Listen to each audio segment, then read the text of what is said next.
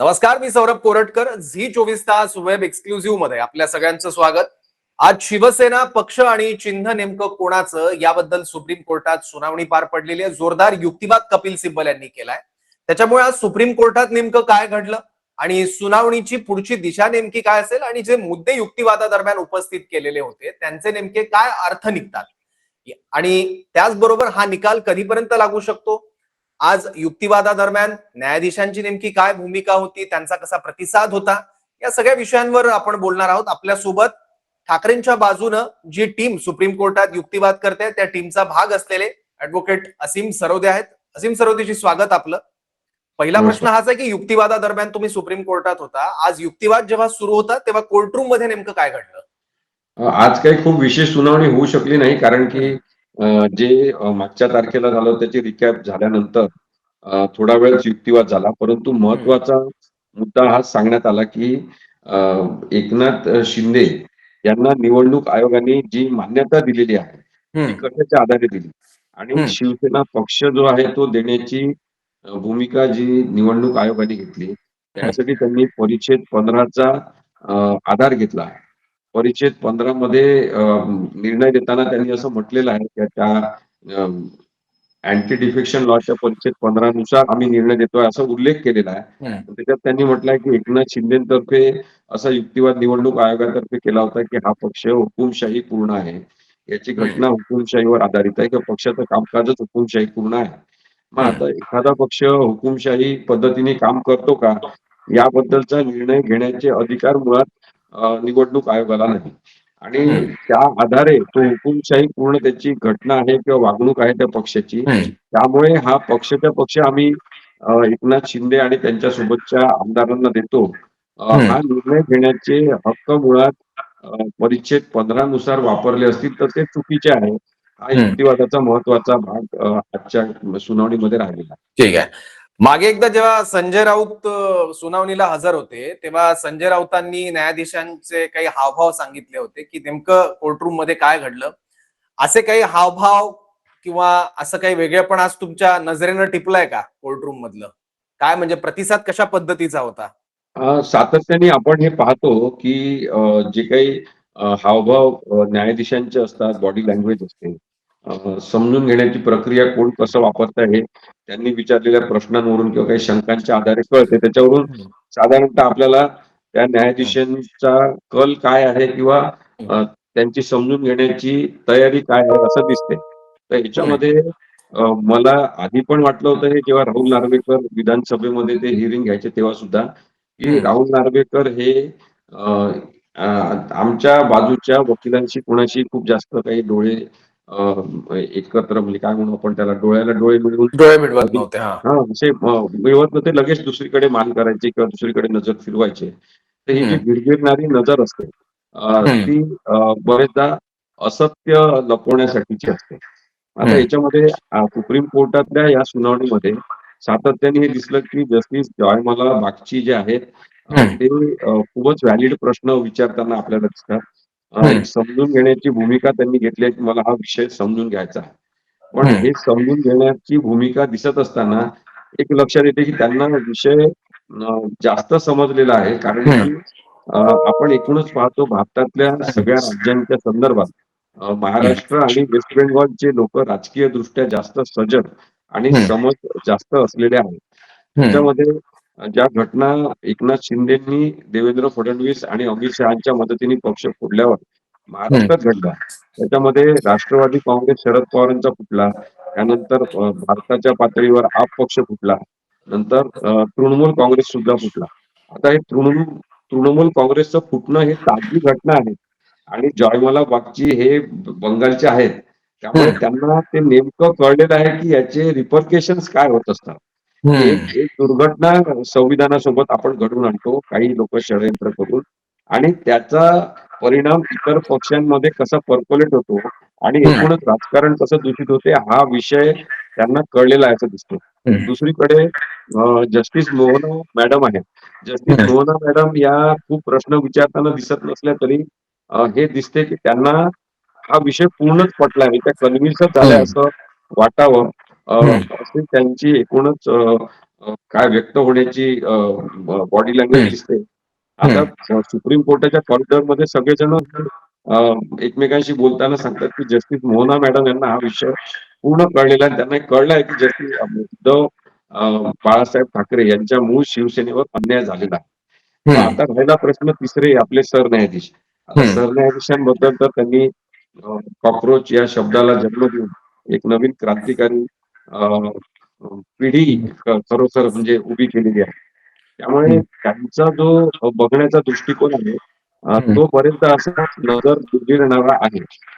त्यांची नजर काही एका ठिकाणी स्थिर होताना दिसत नाही. ते सुद्धा काही प्रश्न विचारत असतात.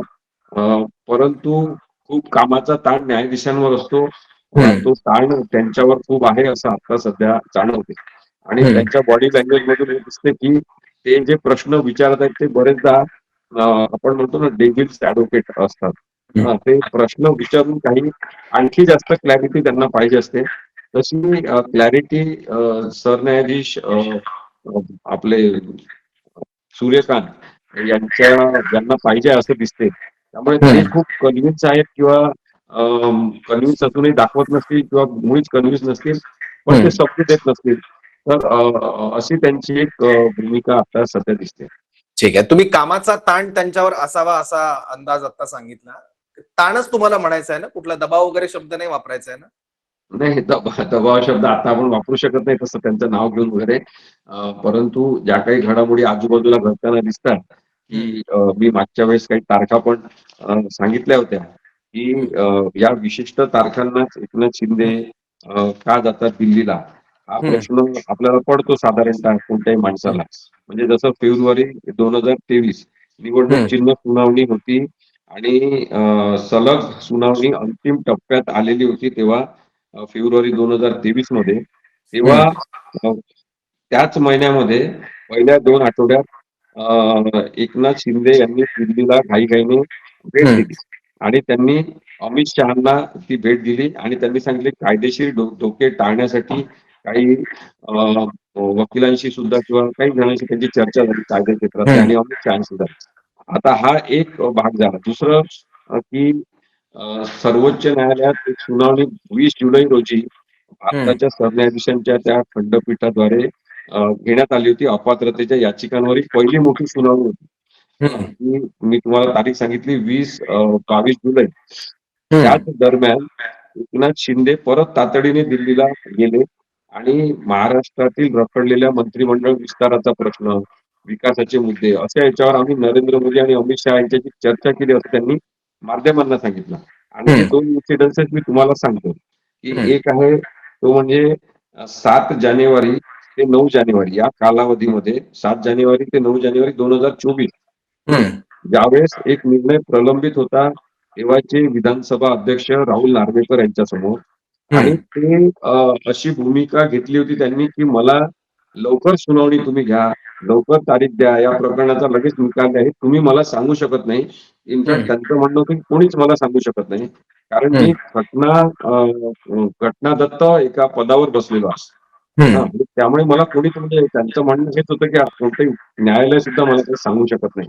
आणि त्यावेळेस मग सर्वोच्च न्यायालयात धाव घ्यावी लागली होती परत उद्धव ठाकरेंना आणि उद्धव साहेबांनी विनंती केली होती की लवकर निर्णय द्यायला सांगा. तेव्हा कोर्टाने सांगितलं स्पष्टपणे की तुम्ही जेव्हा क्वासी ज्युडिशियल अथॉरिटी म्हणून किंवा ट्रिब्युनल म्हणून काम करत असता तेव्हा तुम्ही केवळ विधानसभेचे अध्यक्ष नाही, तर तुम्ही तुमच्या कामाचं विश्लेषण आम्ही करण्याचे अधिकार सर्वोच्च न्यायालयाकडून आम्हाला आहे. म्हणून आम्ही तुम्हाला सांगतो की 10 जानेवारी पर्यंत जास्तीत जास्त निकाल दिला पाहिजे.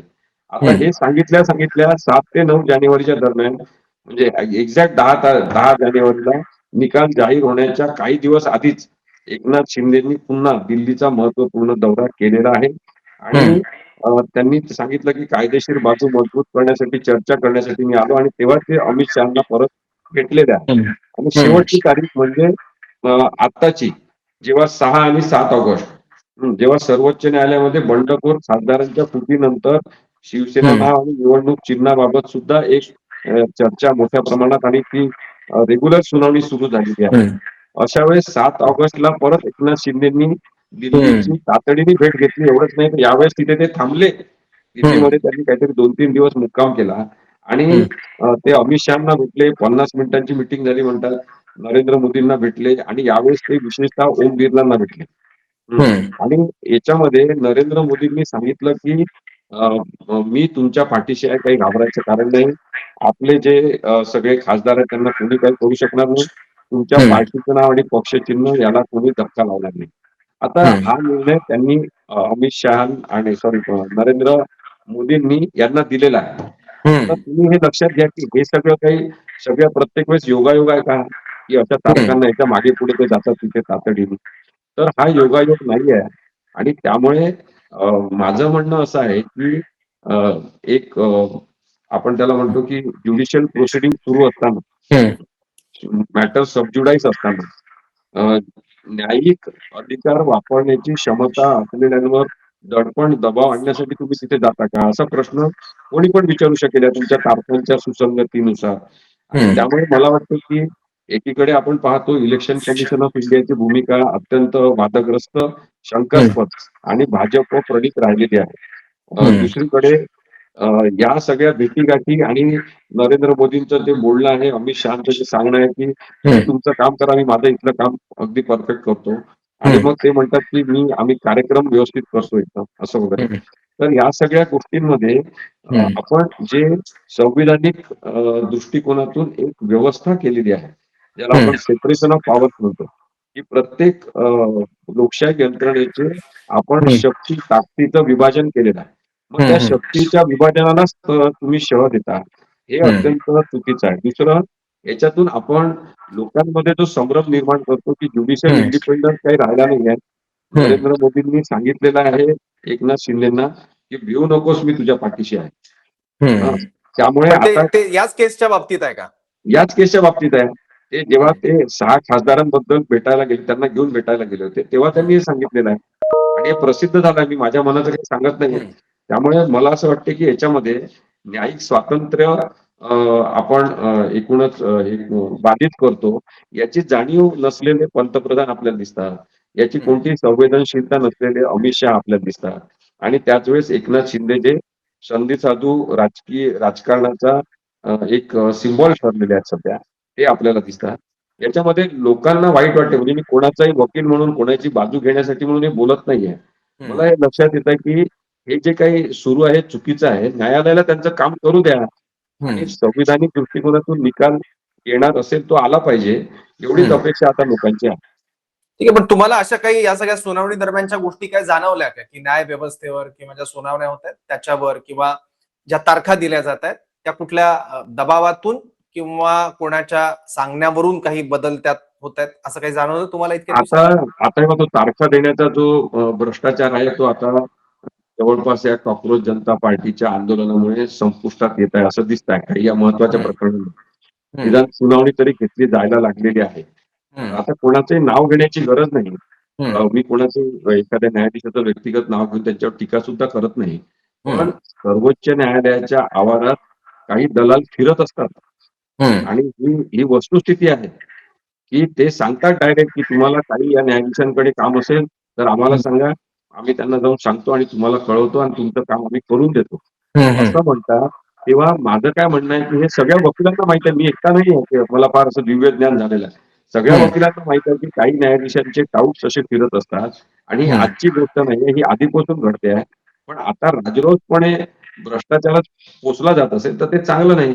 मग याच्यासाठी न्यायव्यवस्थेतल्या सगळ्या लोकांनी आत्मपरीक्षण केलं पाहिजे, असं मला वाटतं. ठीक आहे. मला तुमच्या ट्विट बद्दल सांगण्यात आलं, माझ्या ते वाचनात नाही आलं, पण मी आणखी माहितीसाठी म्हणून विचारतो तुम्हाला. तुम्ही असं काही म्हणालात का, की शिंदेच्या मदतीसाठी काही जण सुप्रीम कोर्टाच्या आवारात फिरतायत किंवा दिल्लीत फिरतायत?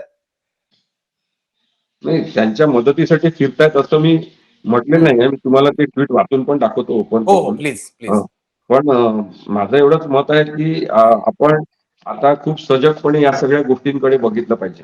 या व्यवस्था ज्या आहेत त्या कोणाच्या एकट्याच्या मालकीच्या नाहीयेत. त्या आपल्या सगळ्यांच्या आहेत.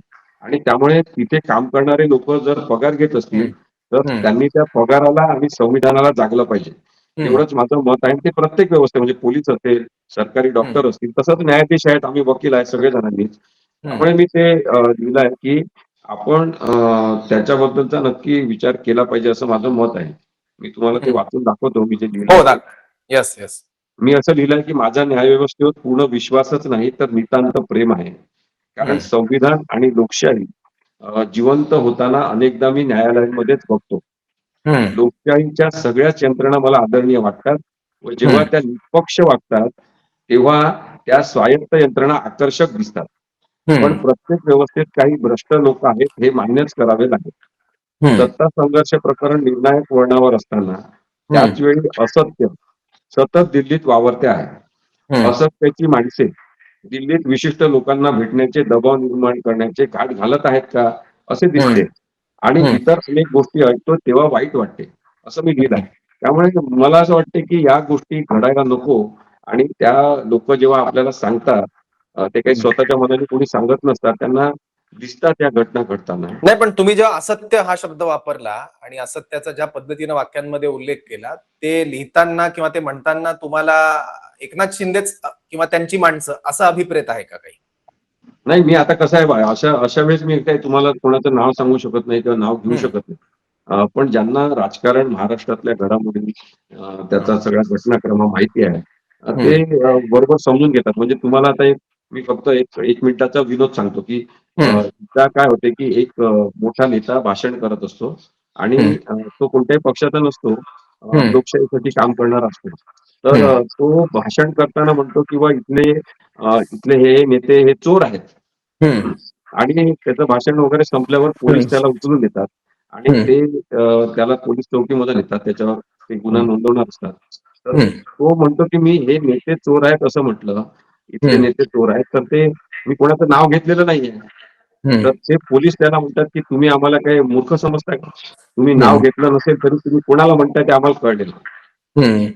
हां, आता असं झालंय लोकांमध्ये, की असत्य कोण आहे त्यांना माहिती आहे आणि त्यामुळे ते काही खूप सांगायची आपल्याला गरज नाही. ठीक आहे. मला एक सांगा, हे त्रिसदस्यीय खंडपीठ आहे ज्याच्यासमोर सुनावणी होते, बरोबर? तर असं कधी घडलंय का, की सरन्यायाधीशांची वेगळी भूमिका राहिली निर्णय देताना आणि दुसऱ्या 2 न्यायाधीशांची वेगळी भूमिका राहिली आणि दोन्ही न्यायाधीश एका बाजूला असल्यानं त्यांच्याप्रमाणे मग निकाल लागला. असं कधी घडलंय का?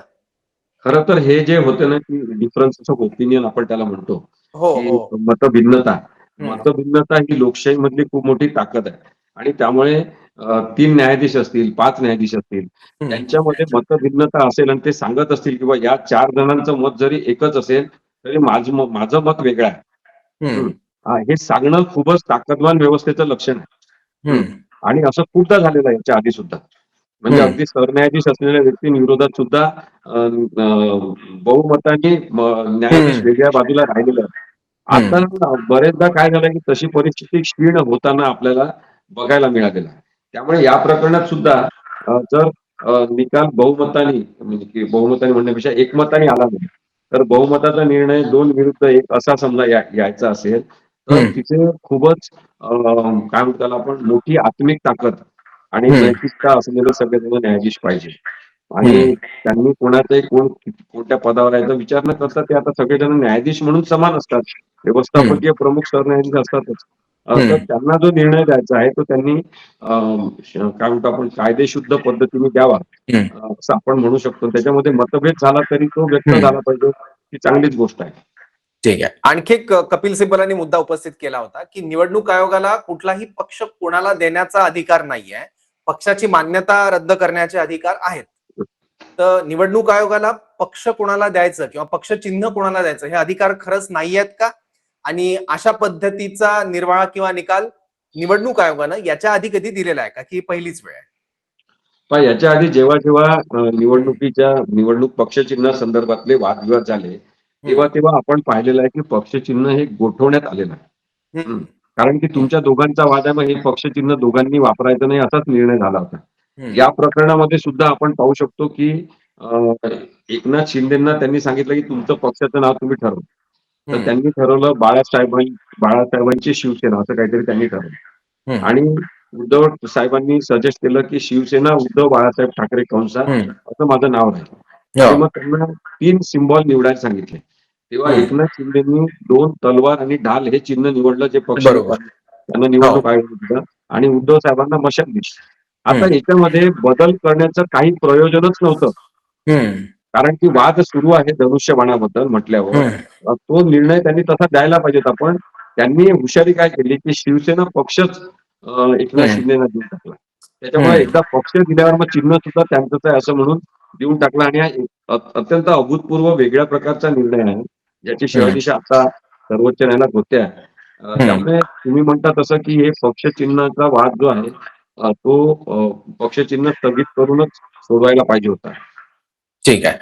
आणि आता आतापर्यंत जे आर्ग्युमेंट कपिल सिब्बल यांच्याकडून झालाय, आता शिंदेचे वकील नेमके कधीपासून बोलतील? आणि दुसरा एक प्रश्न माझा असा आहे की शिंदे इतके दिवस 2018चं शिवसेनेचं जे संविधान होतं पक्षाचं, त्याप्रमाणे ते वेगवेगळी पदं त्यांनी भूषवली होती, निवडणुकांना देखील सामोरं गेले होते आणि सिब्बलांनी तो देखील युक्तिवाद केला की मग ज्या संविधानाप्रमाणे तुम्ही पदं उपभोगली ते संविधान तुम्ही बंड केल्यावर असंवैधानिक कसं काय म्हणता किंवा बेकायदेशीर कसं काय म्हणता? या दोन गोष्टींबद्दल थोडंसं बोला.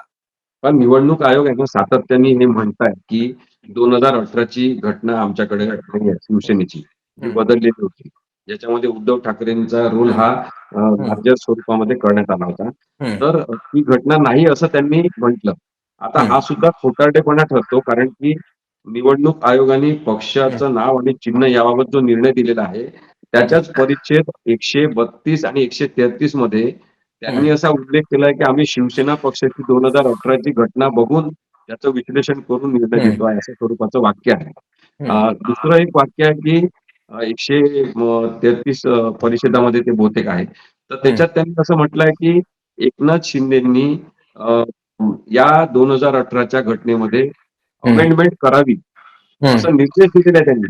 मग आता तुमच्या समोर जर 2018ची घटना नव्हती, जो बदल झाला तो तुमच्या समोर सादरच करण्यात आला नाही. त्यामुळे तुम्ही जुन्या घटनेनुसारच निर्णय घेतला असं तुम्ही सांगताय एकीकडे. मग दुसरीकडे याचे उल्लेख तुमच्या निर्णयात कसे आलेले आहेत? तर हे सगळं जे षडयंत्र आहे ना, कारण की खोटारडेपणा खूप मोठ्या स्वरूपातला हा आहे. आणि तेव्हा काय होते की हा निर्णय देताना अनेक लोकांनी मी मागे पण तुम्हाला सांगितलं की अनेक मोठ्या कायदेतज्ञांनी याच्यामध्ये सहभाग घेतलेला आहे. आणि त्याच्यामुळे काय झालं की काही जणांच्या काही सूचना अशा घेताना चुकून त्यांच्याकडून काही पॅरेग्राफ हे चुकीच्या पद्धतीने उद्धृत झालेले आहेत त्याच्यामध्ये. आणि ते सुद्धा आता उद्याच्या आर्ग्युमेंटला परत पाहत असतील. त्यामुळे हे खूपच महत्वाचं आहे ज्या घडामोडी झालेल्या आहेत त्या.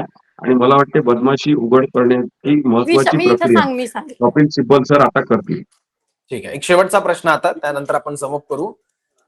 आता प्रतिवाद याला शिंदेच्या वकिलांकडून कधीपासून सुरू होईल, म्हणजे आणखी किती दिवस कपिल सिब्बल युक्तिवाद करतील? आणि दुसरं म्हणजे की तुम्हाला आता त्या सगळ्या सुनावणीचा तुम्ही प्रत्यक्ष भाग आहात, तुम्हाला काय वाटतं?